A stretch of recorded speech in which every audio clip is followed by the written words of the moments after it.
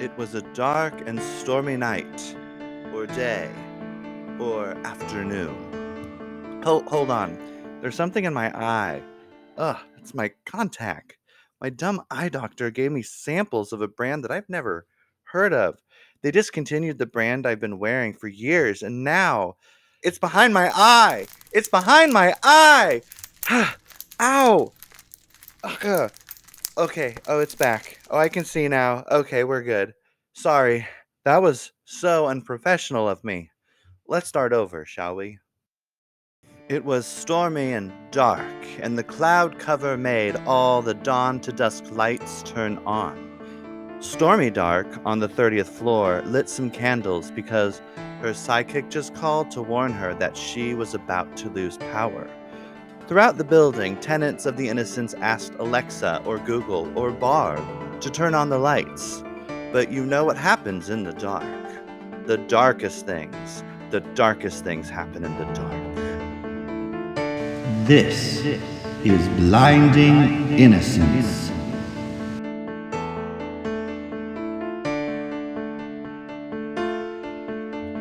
The building superintendent of the Innocents was definitely one of the tenants that was dying to live at the Innocents. Or, well, technically, he died living there. We're not sure if he loved the Innocents as much as some of the other tenants. He didn't live up to the hype, did he? Not only was he not dying to live there, he was one more victim of the Innocents. Welcome to the most notorious condominium complex in Dwayne Remington, the show's creator, wanted his set to be as realistic as possible, and not only was that wishful thinking, he was unfortunately lucky. The building he renovated and turned into the amazing set of Blinding Innocence turned out to have been built upon an old graveyard. People, pets, furniture, you name it, it was buried there. It was once a historic part of the city, but the paperwork went missing. So whoever was in charge of such things in 1942 decided it was totally fine to build a tall complex for the rich to live. And then, just a few years later, it was abandoned. It wasn't until 1992 when paperwork anthropologists realized the importance of the property when the paperwork was found. Now, the set of Blinding Innocents is a historic landmark. Whether it's fiction or fact, the Innocents is haunted. And that's what makes the setting a great place for such an award winning drama. And it's horrible to know that the building superintendent, Mr. Mr. McClickle, anyways, was the most recent victim of the Innocents. Now, get into my DeLorean because we're going back in time to find out how it happened. But don't you dare touch the flux capacitor.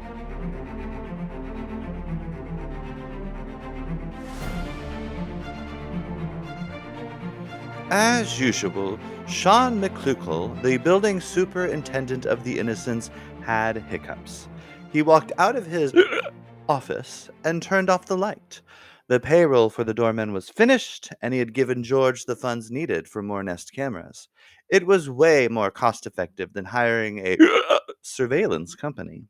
He had an early bedtime due to his early morning hot nude pudding yoga class, but he wanted to redo his voicemail message before he went to bed.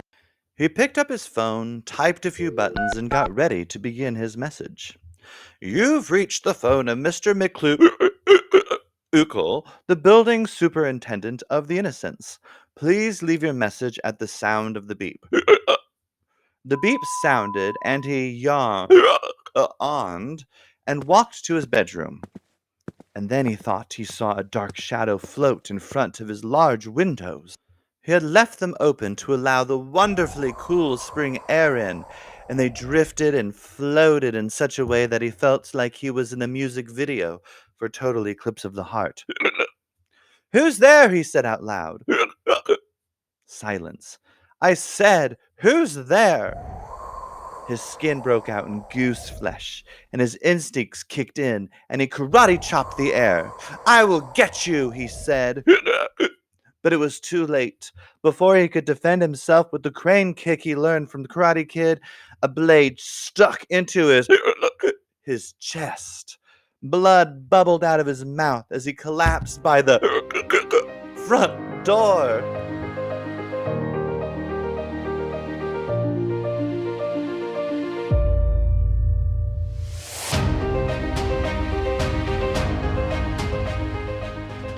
Blinding Innocence goes through so much fake blood each season that they had to invent their own recipe to help curb the cost because they were repainting walls and replacing way too much carpet and upholstery. Thankfully, Douanier Remington was able to create a formula that was easy to clean off of everything. The first time they used it was back during this one episode in the 90s with the character Deborah Cleverpatch. You remember her, right?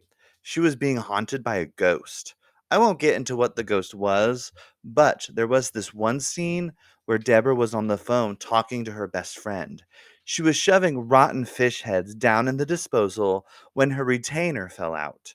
It bounced on the sink and slipped down into the drain.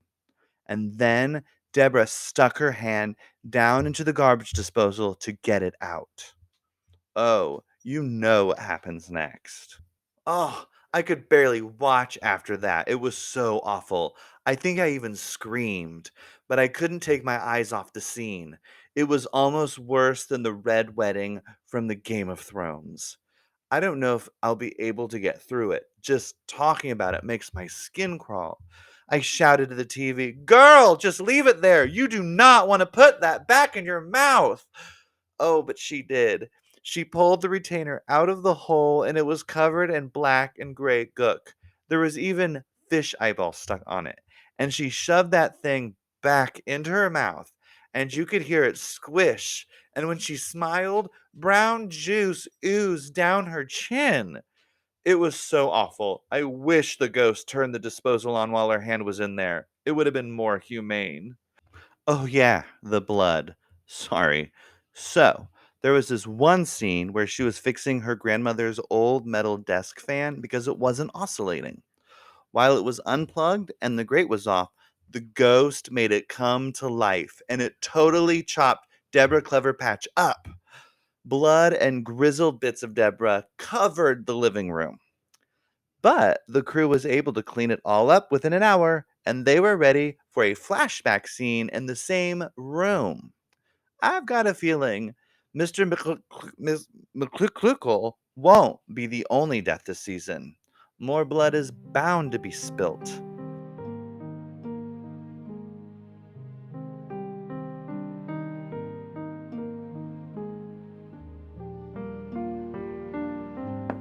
There was a knock on Henrick's door. "I'm coming," he shouted. He finished buttoning up his crisply ironed white shirt, kept the button closest to his Adam's apple open, and grabbed the toothbrush on his dresser. He looked at himself in the mirror, winked at his fine ass self, and used the toothbrush to fluff and brush and tease and fluff and primp and tease and fluff and pull out his brown chest hair. He opened the door, ready to breathe in Danica's essence, but frowned when he saw who it really was. "Oh, Jameson, it's you. What do you want?" he asked. Panicked, Jameson said, breathless, "I've been knocking on every door up here to find Natasha. She's not answering her phone, and there's been a murder. I just pray it's not her." "Another murder?" Henrik said, annoyed. "Didn't we just have one?" Henrik's chest hair bristled at the thought of Danica being the victim. He was still trying to woo her, regardless of her conquest, whatever that involved. But he knew, deep down, deep, deep down, yeah, down there. Do you feel it? He knew deep down he could win her over. He left Jameson at the open door and grabbed his phone that was sitting on the table. He dialed Danica's number, but she didn't pick up. He walked out of his door and saw Jameson continue to knock on doors down the hall, and he called out, "Danica's not picking up either. Do we know how many bodies there are? Jameson shrugged. I'm going to check on Danica to make sure, Henrick said. He got to the elevator, pressed the button, and waited. Come on, he moaned. He should have gone to the other side of the building and used the stairs. It would have been faster, but whatever. Jameson joined him. None of the residents on this floor have seen her. I'm coming with you, he said. They got onto the elevator and pressed the button to Danica's floor. You know I never liked you, Jameson said to Henrick. What have I ever done to you? Henrick retorted. He rubbed the curls of his chest hair that protruded out from the top of his shirt, twisting the hairs between his thumb and index finger, rolling it, twisting it. Henrick bit his lower lip. That's why, Jameson said, pointing. Henrik looked at himself in the mirror walls of the elevator, saw that he was nervously playing with his chest hair again, and stopped biting his lip. I'm just nervous, Henrik said. You must be nervous all the time, Jameson said. Before Henrik could say more, the doors opened, and they both ran to Danica's door. Henrik knocked, but no answer. He knocked again. No answer. He knocked thrice. Again, there was no answer.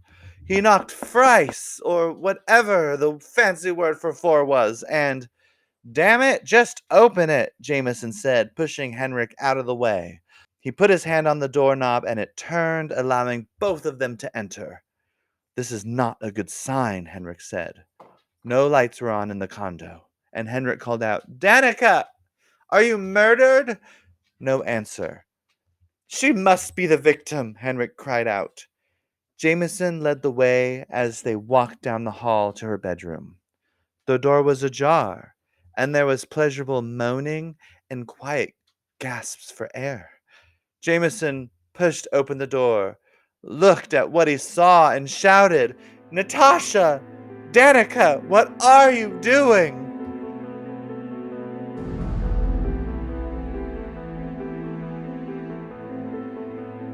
Oh, good. The storylines are converging. Like any soap opera, there's always a long list of storylines. Storylines. I don't know how the writers keep coming up with them. You would think everything would have been done by now. But as the times change, so do the storylines. Betty Lou has just escaped another kidnapping and reported the blood coming out from Mr. McCluckle's front door. Henrik and Jameson just discovered Danica and Natasha together doing something. Ms. Frizzle just drove the school bus through the rectum of an elephant, and the kid shouted, Science is cool! George is helping to make sure Inspector Nards and Ms. Viener have everything they need in order to investigate the murder. But what about Jordan Nightingale? Let's go see what he's been up to.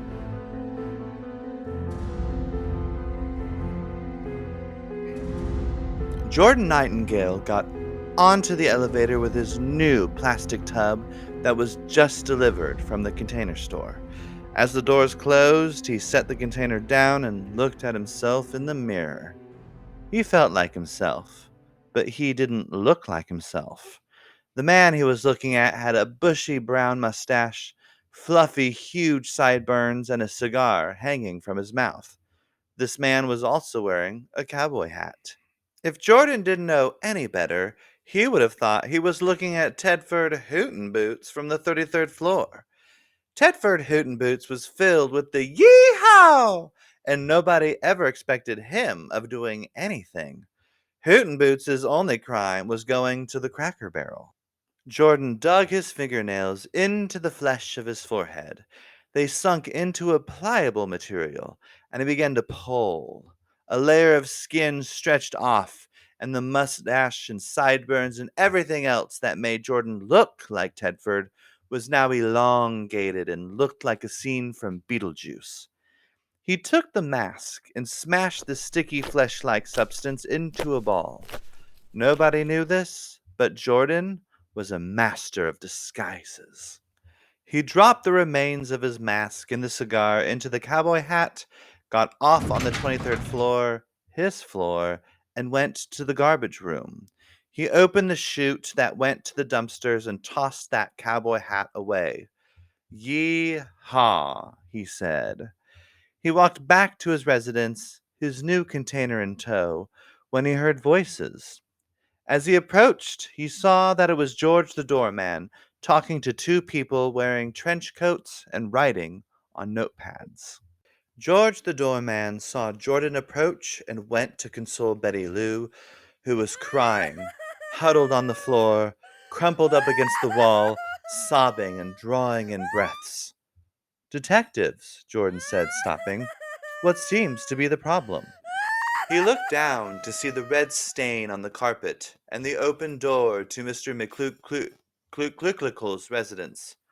Ah, Betty Lou found another murder, Jordan said, answering his own question.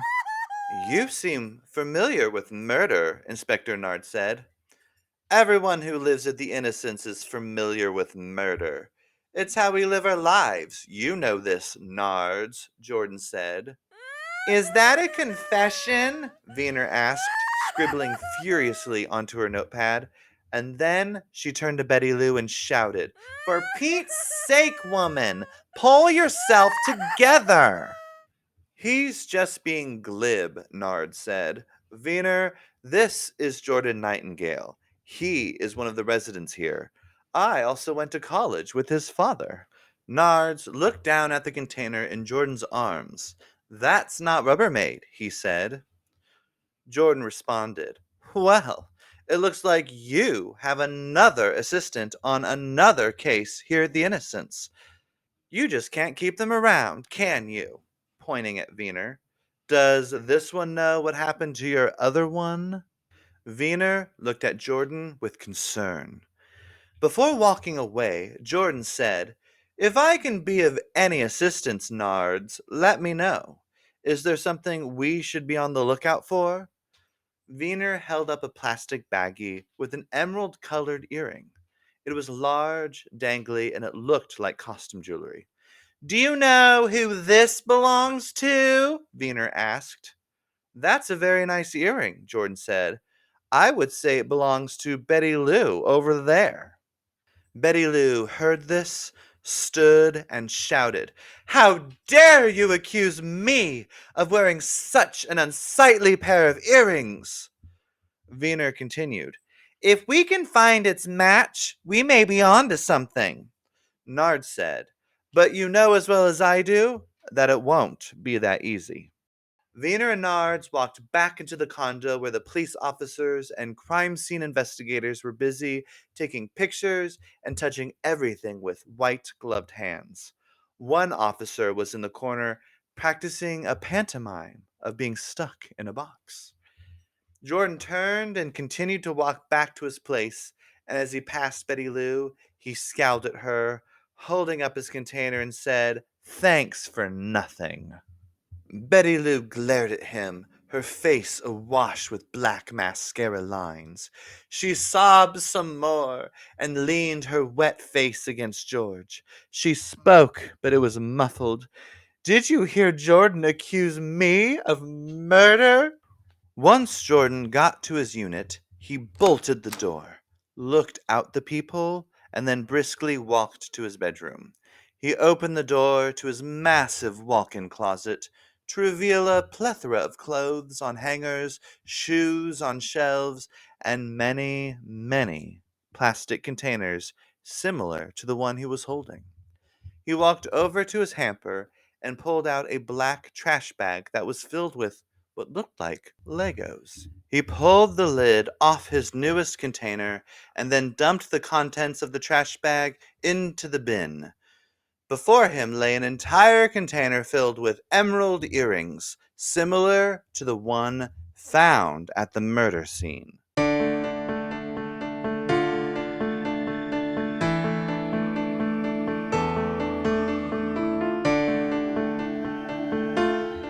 Welcome to the Innocence, where everyone is just dying to live. What did Henrick and Jameson see Danica and Natasha doing? What will happen the next time Jordan Nightingale and Betty Lou are in a room together? Will anyone ever pronounce Mr. McClukel's name correctly? Tune in next time for Blinding Innocence.